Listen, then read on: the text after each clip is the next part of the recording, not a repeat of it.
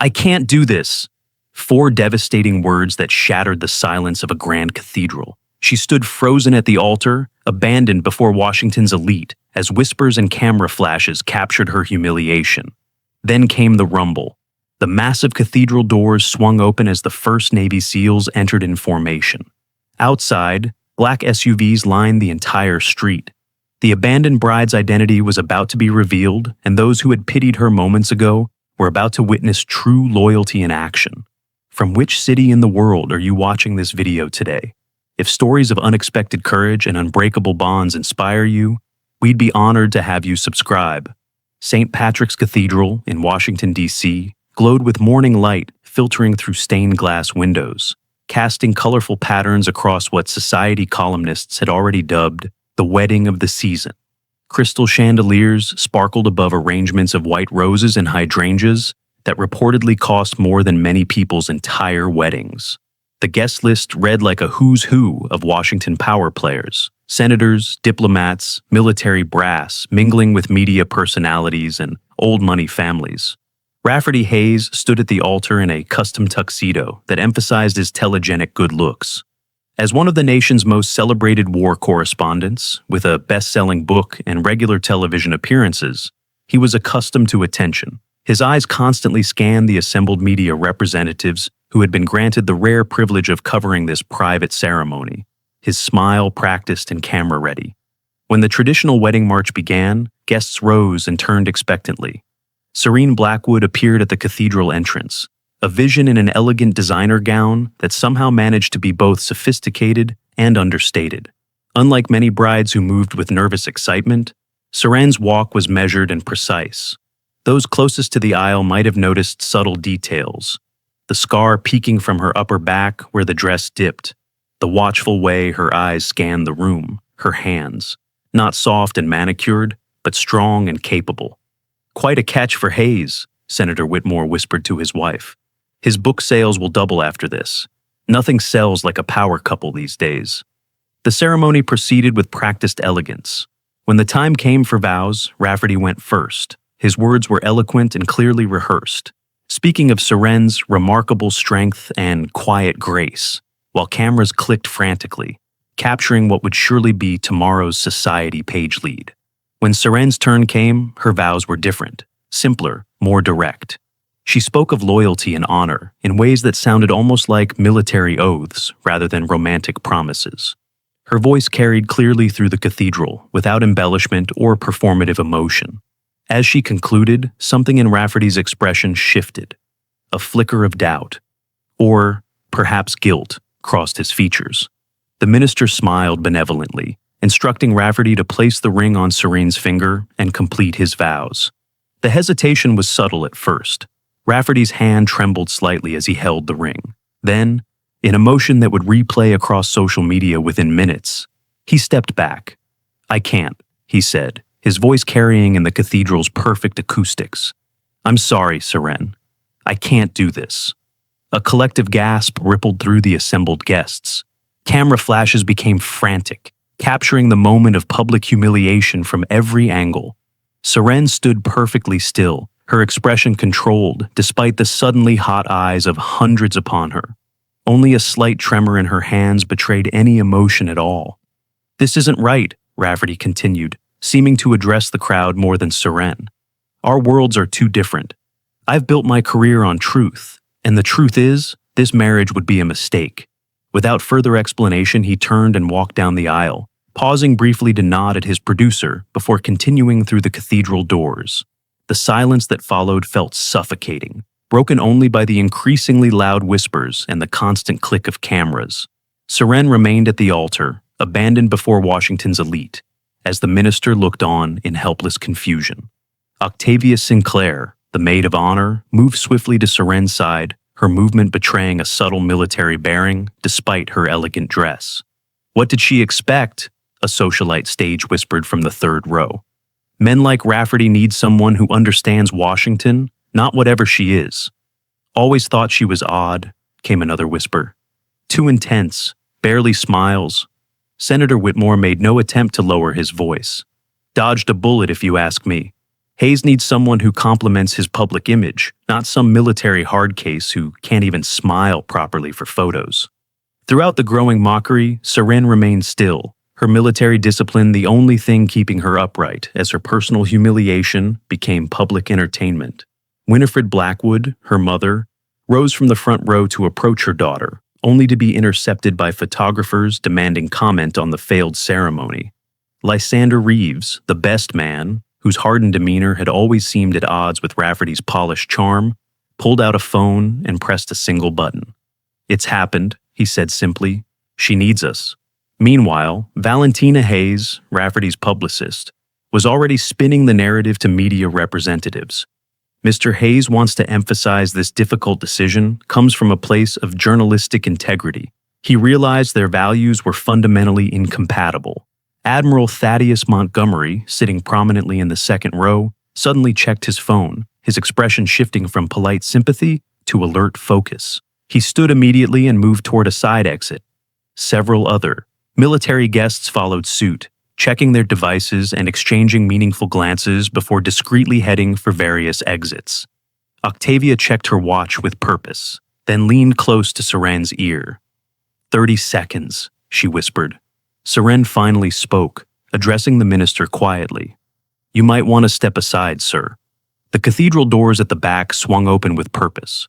Conversations halted as everyone turned, expecting perhaps Rafferty returning or additional media arriving. Instead, 2 naval officers in full-dress uniform entered and positioned themselves on either side of the doors, standing at attention. Confused murmurs spread through the guests. Valentina Hayes paused mid-sentence in her damage control efforts, suddenly uncertain of the unfolding scenario.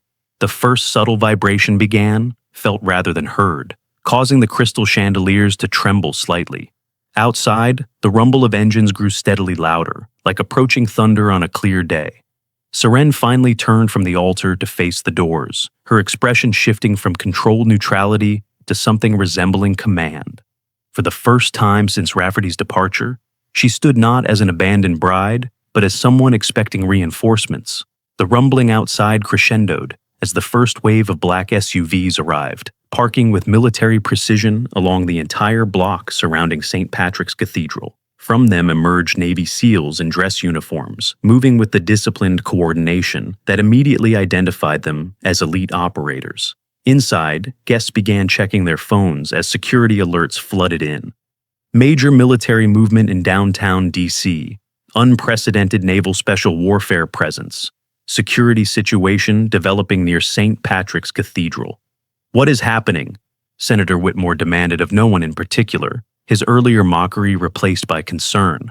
Lieutenant Rhodes entered the cathedral first, walking directly down the aisle towards Seren. He stopped at a precise distance, rendered a perfect salute, and spoke clearly enough for everyone to hear. "Lieutenant Commander Blackwood, SEAL Team 3, reporting as ordered, ma'am." Gasps rippled through the crowd as the bride's true identity began to register. Lieutenant Commander, not Miss. Blackwood, not merely the bride of Rafferty Hayes.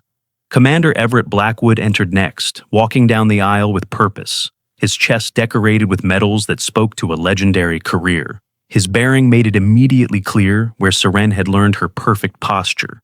"Daughter," he acknowledged with a nod before turning to face the increasingly bewildered crowd.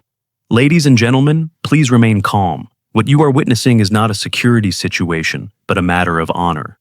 More SEALs continued to enter, lining the walls of the cathedral, their presence transforming the space from a wedding venue to something resembling a military ceremony. The whispers now carried a different tone, confusion giving way to realization, judgment transforming into awe. Senator Whitmore rose from his seat, indignation overcoming his initial surprise. "What is the meaning of this? This is a private event." Commander Blackwood responded evenly. "With respect, Senator, when one of our own stands alone, it is no longer a private matter." Seren removed her veil, her posture subtly shifting from bride to military officer despite the wedding dress. Octavia and Lysander took positions beside her, their demeanor now unmistakably military, the pretense of civilian wedding party abandoned. Outside, the SUVs continued to arrive in perfect formation. Inside, SEALs continued to file in with discipline and purpose, their numbers growing until they lined every wall of the cathedral. Commander Blackwood addressed his daughter formally. Lieutenant Commander Seren Blackwood, Naval Special Warfare wishes to convey that, while one man may have broken faith, 1,500 operators stand ready to affirm their oath to never leave one of their own behind. In perfect synchronization, every SEAL in the cathedral snapped to attention and saluted Seren. Valentina Hayes frantically dialed her client. "Rafferty, you need to get back here now. Do you have any idea who you just left at the altar?" The media present, now understanding the true story unfolding before them, redirected their cameras from scandal coverage to capturing this unprecedented display of military solidarity. What had begun as society page gossip was rapidly transforming into front-page news of a different kind. Admiral Montgomery approached Seren, rendering his own salute. "Commander, your service record remains classified, but your actions in Balochistan saved 37 American lives, including my son's. The Navy stands with you today." The full revelation landed like a thunderclap. Seren wasn't just military, she was one of the few female Navy SEALs, a decorated officer whose classified operations had saved countless lives. The woman who had been mocked moments earlier for being too intense was revealed to be intense for the most honorable of reasons. The cathedral, which had vibrated with cruel whispers after Rafferty's departure, now hummed with a different energy entirely. The society matrons who had judged her now sat in stunned silence. The political figures who had dismissed her now watched with new calculation in their eyes, reassessing what connection to this woman might mean. Commander Blackwood offered his arm to his daughter. "Lieutenant Commander, your transport awaits. With your permission, Naval Special Warfare would like to escort you from these proceedings." Seren, still in her wedding dress but now standing with full military bearing, accepted his arm. "Operations Officer Sinclair," she addressed Octavia formally, "please ensure all guests are treated with courtesy as they depart." "Of course, Commander," Octavia nodded. "And may I say, it has been the highest honor serving with you." As Seren began to walk down the aisle on her father's arm, every SEAL she passed rendered a salute. The cathedral, which had been the site of her greatest humiliation just minutes before, had transformed into a space of profound respect. At the cathedral doors, Lieutenant Rhodes made an announcement that brooked no argument. "Ladies and gentlemen, Naval Special Warfare requests your patience. Commander Blackwood will be departing first, followed by family members. All other guests will be escorted to their vehicles afterward." Outside, the full scale of the response became visible. The street was lined with black SUVs stretching as far as the eye could see. Over 1,000 SEALs stood in formation, creating an honor corridor from the cathedral steps to the street. What had begun as a society wedding had transformed into a display of military solidarity, unlike anything Washington had ever witnessed. As Seren descended the cathedral steps on her father's arm, still in her wedding dress but now carrying herself with unmistakable military bearing, the assembled SEALs snapped to attention in a synchronized motion that spoke to countless hours of discipline and training. Cameras flashed frantically, but their focus had changed. No longer capturing the humiliation of an abandoned bride, they now documented an unprecedented show of respect for a woman whose true identity and accomplishments were only now becoming clear to the public. The society columnists who had come to document table settings and celebrity guests instead found themselves witnessing a powerful demonstration of what it means when elite warriors declare, "No one left behind," extends beyond the battlefield. As Seren reached the bottom of the steps, a commotion erupted at the perimeter. Rafferty Hayes pushed through security, having returned after being informed of the unfolding situation. "Seren!" he called, his media-trained voice carrying easily. "Seren, I had no idea. Why didn't you tell me?" She regarded him calmly, surrounded by her true family. "I did. You never asked the right questions. You were too busy telling your stories to hear mine." Commander Blackwood stepped slightly forward. "Mr. Hayes, I suggest you step back. My daughter has an honor guard waiting, and they've traveled quite far to be here." A black SUV pulled forward, and Commander Blackwood escorted Seren toward it. Before entering, she turned to address the assembled SEALs.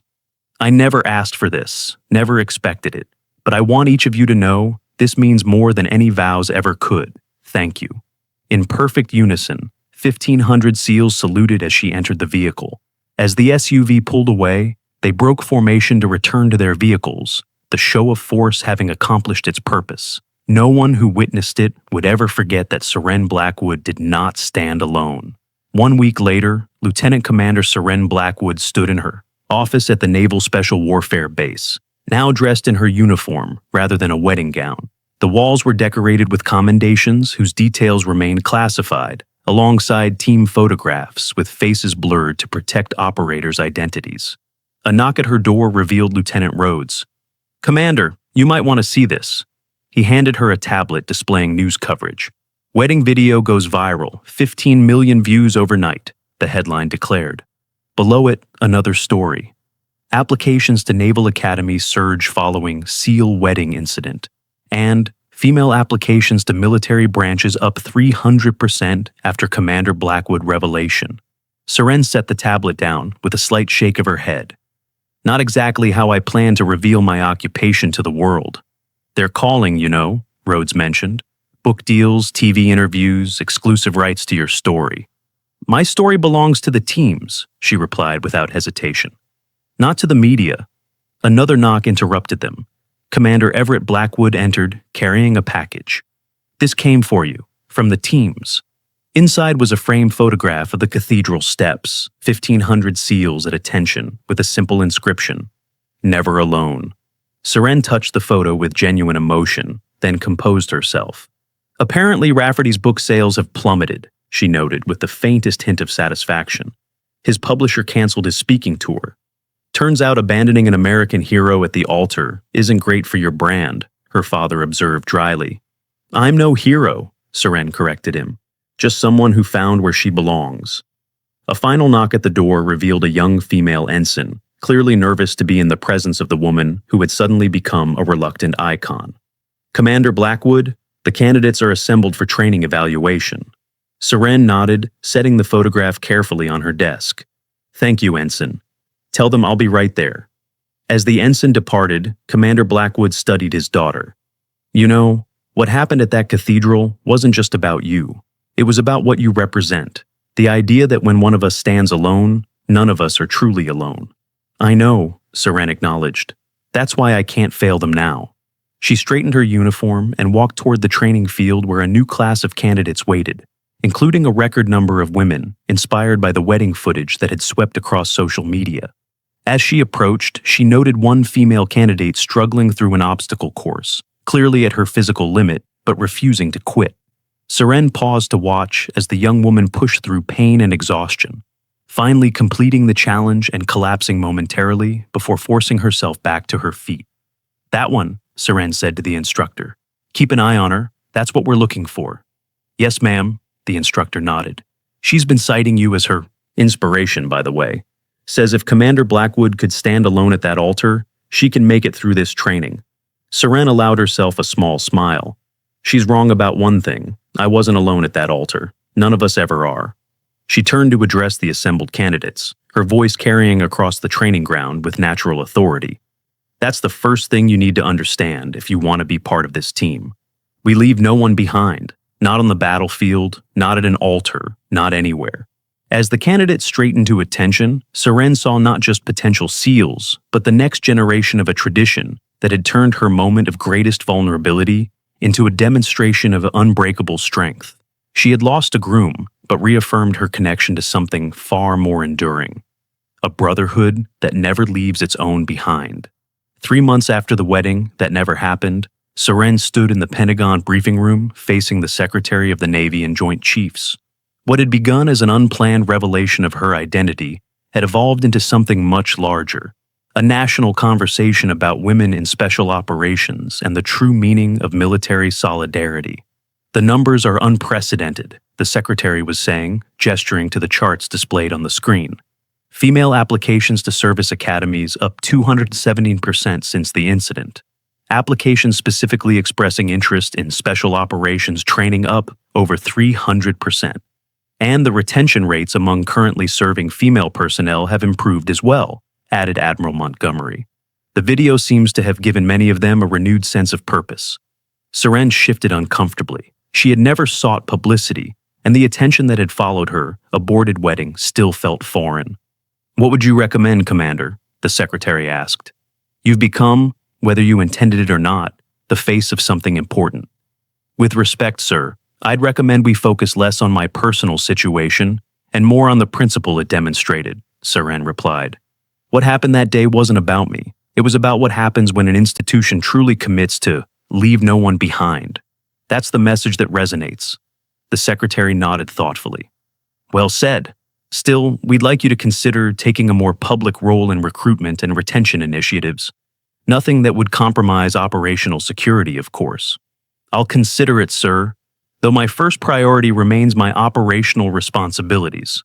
After the meeting, Admiral Montgomery walked with her toward the exit. You handled that well, Commander. Not everyone could maintain such perspective after becoming a viral sensation. Thank you, sir. I've had excellent mentors. The Admiral paused before they reached the door.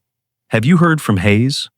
A slight tightening around Serene's eyes was the only indication the question had struck a nerve. His publicist sent a formal apology. Apparently, his new book has been indefinitely delayed. Small justice, Montgomery observed. I'm not interested in justice, Admiral, just in moving forward. As they exited the Pentagon, a small crowd of tourists recognized Serene, despite her uniform. The viral video had made her instantly identifiable. Several young girls pointed excitedly, and a woman approached with a teenage daughter in tow. Commander Blackwood, I'm sorry to bother you, but my daughter changed all her college applications after seeing what happened at your wedding. She wants to attend Annapolis now. The teenager, clearly embarrassed by her mother's forwardness, but equally determined, stepped forward. What you did, ma'am, standing there like that, and then all those SEALs showing up for you. It made me realize there are different kinds of strength. Seren, uncomfortable with personal attention, but recognizing the moment's importance, shook the girl's hand. The strength was always in you. Sometimes we just need to see possibilities we didn't know existed. As they walked away, Admiral Montgomery gave her an approving nod. You're a natural. At what, sir? Inspiring the next generation. Whether you wanted this platform or not, you're using it well. Back at the Naval Special Warfare Command, Seren found Octavia waiting in her office. Since the wedding incident, Octavia had been promoted to lieutenant, her own career benefiting from the increased visibility of women in special operations. How was the Pentagon? Octavia asked. Political, Seren replied, setting down her cover. They want me to become some kind of recruiting poster. Could be worse, Octavia observed. They could have buried you in paperwork as punishment for the unauthorized show of force. There was nothing unauthorized about it, Seren corrected. Every operator was on approved leave and acted as a private citizen. Right, Octavia smirked. 1,500 operators simultaneously deciding to attend your wedding in full-dress uniform. Pure coincidence. A knock at the door interrupted their conversation. Commander Blackwood entered, looking uncharacteristically uncomfortable. Seren, there's someone here to see you. I advised against it, but he's persistent. She knew immediately. Rafferty? Her father nodded grimly. In the visitor center. I can have him removed. Seren considered for a moment. No, I'll speak with him. Rafferty Hayes waited in the Spartan Visitor Center, looking distinctly out of place among the military memorabilia and honor walls. His media-polished appearance had faded somewhat. He looked tired, less camera-ready than she remembered. You look well, he offered as she entered. What do you want, Rafferty? He shifted uncomfortably. To apologize, first of all. What I did was unforgivable. Yet here you are, seeking forgiveness. Fair point, he sighed. I also wanted to explain. When we met, when we started dating, thought I understood who you were. Then at the altar, hearing your vows, something clicked. I realized I never really knew you at all.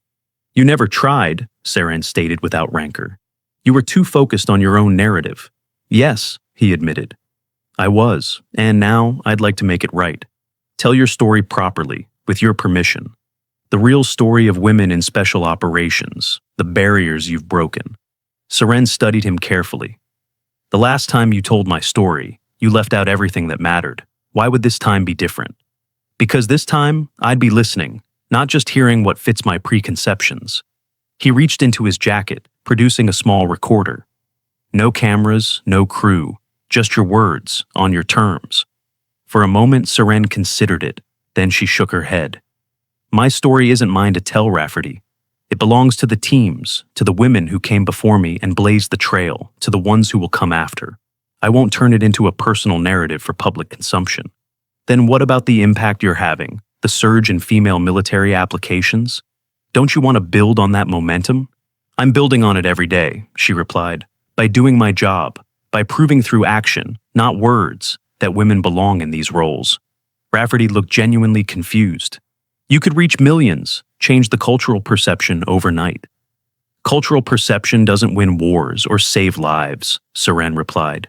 Competence does, and competence isn't built through media narratives. As she stood to leave, Rafferty made one final attempt. They came for you, he said quietly. 1,500 operators dropped everything and came when you needed them. Don't you think that story deserves to be told? Seren paused at the door. It already has been told, Rafferty, not through words but through actions, and those actions will echo longer than anything you or I could say. She nodded politely. Goodbye, Rafferty. I wish you well. As she walked back across the base toward her office, Seren felt a weight lift that she hadn't realized she'd been carrying. The wedding that never happened had revealed truths about loyalty and belonging that no ceremony could have conveyed. She had lost a groom, but gained a clearer understanding of where she truly belonged. 6 months after the wedding that never was, Commander Serene Blackwood stood at the edge of the Naval Special Warfare Training Grounds, watching a new class of candidates push their physical and mental limits. The infamous wedding video had faded from headline news, but continued to circulate online, inspiring an unprecedented wave of applications from women seeking to follow her path into the military's most elite units. They're calling you the SEAL bride now, Lieutenant Rhodes remarked, joining her at the observation point. Ridiculous, Seren replied without taking her eyes off the training evolution. I was never a bride. Tell that to the 15 million people who've watched the cathedral footage. The training class below included 12 female candidates, more than any previous cohort in history. They moved through the obstacle course with determination, their faces streaked with mud and sweat, each carrying the same heavy pack as their male counterparts. Candel is showing promise, Seren observed, nodding toward a woman who had just completed a rope climb with impressive speed. So are Merritt and Winston, Rhodes added. This is the strongest group of female candidates we've ever had. They're motivated, Seren acknowledged, but motivation isn't enough. They need to understand that what happened at the cathedral wasn't about making a statement. It was about honoring a principle that extends beyond gender, beyond politics. The principle being, we leave no one behind, ever. Not because it makes for a good viral video, but because it's who we are. Their conversation was interrupted by the approach of Commander Everett Blackwood. Despite having recently retired, he still carried himself with the unmistakable bearing of a career naval officer. The Secretary of the Navy's office called, he informed Seren. They want you at Arlington next week for the ceremony. Seren's expression remained neutral, though Rhodes noticed a subtle tension in her shoulders. I've already declined twice. And they're asking a third time, her father replied. This is becoming more than a request, Seren. She turned away from the training ground, her voice dropping slightly. They want to use me as a symbol, a recruitment tool. That's not why I serve. Perhaps not, Commander Blackwood acknowledged, but symbols matter, especially now. A week later, Seren stood at attention in her dress blues before the Women in Service Memorial at Arlington National Cemetery. The ceremony had been billed as a recognition of women's contributions to special operations, but everyone present understood its true purpose, to capitalize on Seren's unexpected fame while channeling it toward institutional goals. The Secretary of the Navy approached the podium, his remarks carefully crafted to balance military tradition with the new narrative that had captured public imagination. For too long, the contributions of women in our most elite units have remained in the shadows, their sacrifices unacknowledged, their achievements classified, he began. Today we begin to correct that historical oversight by recognizing not just Commander Blackwood, but all the women who have served with distinction in roles once thought beyond their capabilities. Seren maintained her perfect military bearing as the speech continued, though inwardly she bristled at being singled out. Her gaze drifted across the assembled crowd, mostly high-ranking officers, politicians, and media representatives. In the back row, she spotted a familiar face. Rafferty Hayes, looking somewhat diminished from the confident groom who had abandoned her 6 months earlier. Commander Blackwood never sought the spotlight, the secretary continued. In fact, her identity might have remained unknown to the public had circumstances not thrust her into national attention. But, in that unexpected moment, she demonstrated the qualities we value most: dignity under pressure, unwavering commitment to duty, and the quiet strength that defines our finest operators. As the speech concluded, Seren was called forward to receive a commendation, not for her classified field operations, but for embodying the highest traditions of naval service and inspiring a new generation of Americans to answer the call to duty. The irony wasn't lost on her, but she accepted the award with appropriate military decorum. After the ceremony, as officials and guests mingled during the reception, Seren found herself approached by a group of young women in Naval Academy uniforms. Their presence at such a high-profile event was unusual, and she understood immediately that someone had arranged it for symbolic effect. Commander Blackwood, the apparent leader of the group, addressed her. "We just wanted to thank you. Applications from women to the Academy are up almost 300% since your wedding, and for the first time, there's a waiting list for the Special Operations Preparation course." "I'm glad to hear it," Seren replied carefully. "Though I hope you understand that what matters isn't how many apply, but how many are willing to maintain the standards required. Those standards exist for reasons that have nothing to do with gender." "Yes, ma'am," the midshipman responded earnestly. "That's exactly why we're here. We don't want exceptions or accommodations. We want the chance to prove we can meet the same requirements as anyone else." Seren studied them with new interest. "Then I wish you success. The teams need good operators, regardless of gender." As the midshipman departed, Rafferty Hayes approached cautiously. He had lost weight since she'd last seen him, and his once immaculate appearance showed signs of strain. "Commander," he greeted her formally. "Mr. Hayes," she acknowledged with professional courtesy. "I'm surprised to see you here."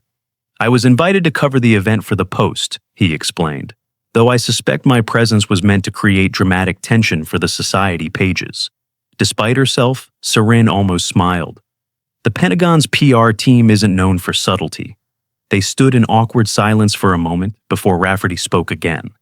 "Your commendation was well-deserved." "It was politics," she corrected him.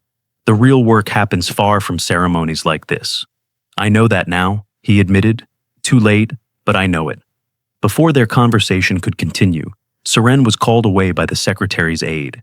As she moved through the crowd, she noticed Rafferty watching her with an expression that mingled regret with something like pride. The following morning, Seren reported as ordered to the Pentagon for a closed-door meeting with Admiral Montgomery and several members of the Joint Chiefs. The conference room was secure, swept for listening devices, and staffed only by personnel with the highest clearances. "Commander Blackwood," Admiral Montgomery began once the room was sealed. "What we're about to discuss is classified at the highest level. Your unexpected public profile presents both challenges and opportunities for an operation we've been developing." Seren listened attentively as he outlined a hostage situation in a region where American military presence was politically sensitive. 3 aid workers, all women, had been captured while operating in contested territory. Intelligence suggested they were being held by a splinter group known for its brutality toward female captives. "Conventional approaches have been deemed too risky," the admiral explained. "The local government is fragile, and an overt American military operation could destabilize the entire region. You need a covert insertion," Seren concluded. "Small team, deniable assets, minimal footprint." "Precisely. And given the nature of the hostages and their captors, we believe a team that includes female operators would have distinct tactical advantages." Seren absorbed the implications. "This isn't about my viral fame, then." "On the contrary," one of the Joint Chiefs interjected, "it's very much about leveraging the narrative that's developed around you. Your public profile serves as excellent cover for your actual operational activities. No one would expect the SEAL bride to be leading a classified rescue mission." The mission parameters were complex but clear. Assemble a small, elite team capable of infiltrating hostile territory, extracting the hostages, and exfiltrating without detection. The political consequences of failure would be severe, not just for the hostages but for American interests throughout the region. "You have complete authority to select your team," Admiral Montgomery informed her. Anyone you want, regardless of unit designation or formal command structure. I already know who I need, Seren replied without hesitation. 24 hours later, a secure conference room at Naval Special Warfare Command held an unusual gathering. Lieutenant Octavia Sinclair stood at a digital display, reviewing satellite imagery of the target area. Master Chief Lysander Reeves examined equipment specifications, marking modifications on a tablet. 4 other operators, 2 men, 2 women, studied intelligence reports with focused intensity. Though they came from different units and commands, each had served with Seren in classified operations known only to those with the highest clearances. The public narrative works in our favor, Seren explained as she outlined the operation. I'm scheduled to appear at 3 recruitment events over the next 2 weeks. My very visible presence there creates the perfect cover for our actual activities.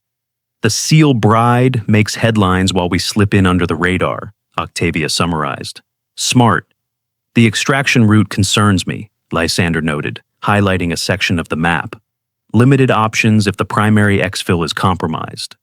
That's why we're bringing this, Seren replied, displaying specifications for a new prototype aircraft designed for precisely such contingencies. First field deployment, minimal acoustic signature, extended range, capable of vertical takeoff, and landing in extremely confined spaces. The planning continued for hours, each team member contributing expertise honed through years of the most demanding operations. By evening, they had developed a strategy that balanced audacity with precision, risk with calculated contingencies. As the team dispersed to begin preparation, Admiral Montgomery pulled Seren aside. There's one more element to consider, he said quietly. Rafferty Hayes has been asking questions about your scheduled appearances. His sources told him you're suddenly very busy with public relations events. Seren frowned. You think he suspects something? I think he's a journalist who knows when a story doesn't add up. He's good at his job, Commander, and he has a personal interest in you that makes him even more determined. He's not a security risk, Seren stated with certainty. Perhaps not intentionally, but his attention could compromise operational security nonetheless. Seren considered the implications. I'll handle it. That evening, she made an unexpected visit to Rafferty's apartment. His surprise at finding her at his door was evident, but he quickly invited her in. I thought I was the last person you'd want to see, he admitted as he offered her a seat. We need to talk, Seren replied directly. About your recent inquiries regarding my schedule. Rafferty had the grace to look embarrassed. I should have known you'd be informed. I wasn't trying to invade your privacy, Seren. I just sensed something didn't align with the public narrative. You were right, she acknowledged. But your investigation could interfere with matters far more important than either of us. Understanding dawned in his expression. You're deploying. The public appearances are cover. I can neither confirm nor deny operational details, she replied automatically, then softened slightly. But I need your word that you'll drop this particular line of inquiry, not forever, but for now. Rafferty studied her face, seeing in it the determination and purpose he had never fully appreciated during their relationship. You have my word, he finally said. Just tell me one thing. Is it worth it? The sacrifices you make? The normal life you give up? For the first time since entering his apartment, Seren smiled genuinely. What makes you think this isn't the life I want, Rafferty? What happened at the cathedral wasn't a tragedy for me. It was a revelation of where I truly belong. 3 weeks later, as media outlets reported on Commander Blackwood's inspiring speech to Naval Academy midshipmen, a small team of operators moved silently through mountainous terrain half a world away. Their mission would never make headlines, their success measured only in lives saved and stability maintained.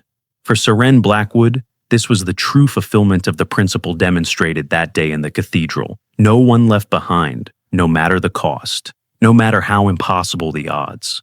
The woman once pitied as an abandoned bride now led elite operators through one of the most challenging rescues in recent memory. Her tactical decisions confident and precise. This wasn't the path she had expected life to take, but standing in that cathedral, watching Rafferty walk away, had revealed a truth more valuable than any marriage vows.